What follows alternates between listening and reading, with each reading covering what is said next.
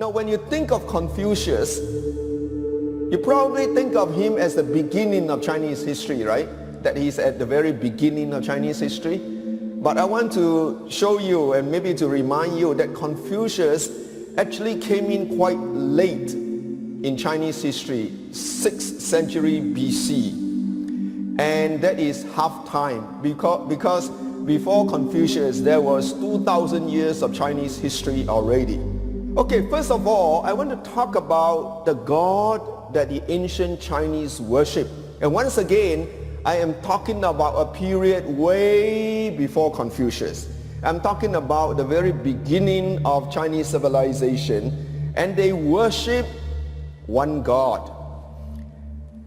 And they call this God as one greater than great. Okay, this is the Chinese character for great, a man with outstretched arms. Tian, or heaven, it's one greater than great. That is the God that the ancient Chinese worship. Tian, heaven, is similar to the English word. It can mean the sky, but it can also mean God. Same in Chinese. Tian can mean the sky, the natural sky, but actually in ancient China, the ancient Chinese writings referred more to the God, because, for example, Confucius says, "He who offends heaven has none to whom he can pray." You don't offend the natural sky, okay? You offend a person. First thing here, heaven, Tian, is a reference to this God.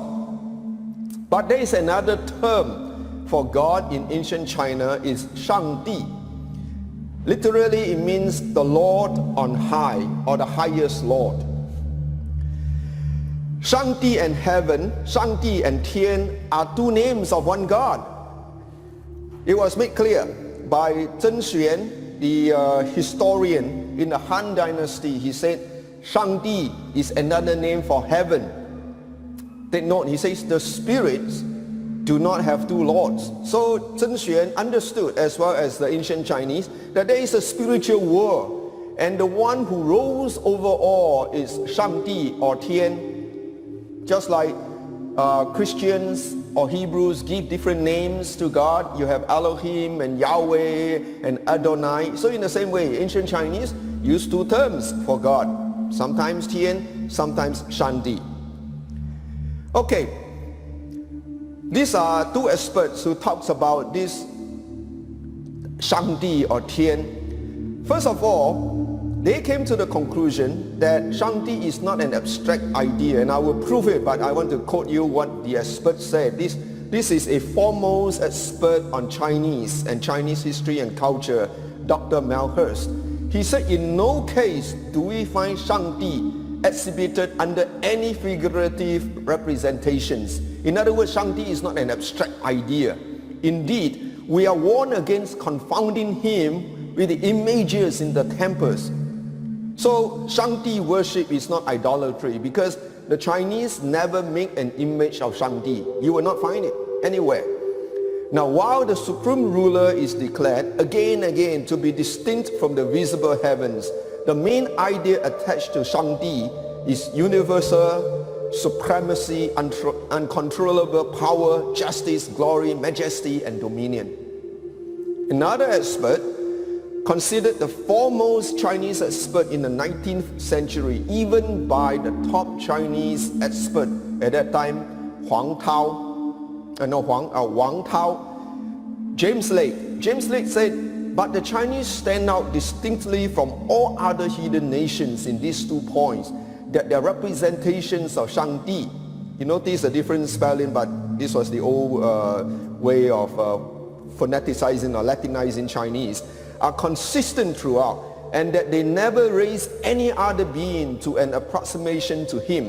In other words, the Shangdi that the ancient Chinese worship, it's supreme. There is no close second. There's no other person that the ancient Chinese worship. In other words, the Chinese had a monotheistic faith.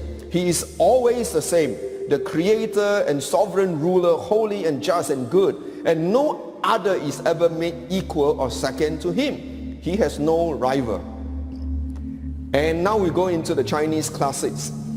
you will find that the name Shangdi is mentioned about 175 times in the Si Shu Wu Jin, the what would be considered the classics of the Chinese. And these are the things that you will find. These are attributes. This is the place where he will keep the name tablet for Shangdi. Remember, I tell you there is no images, but they do have a tablet.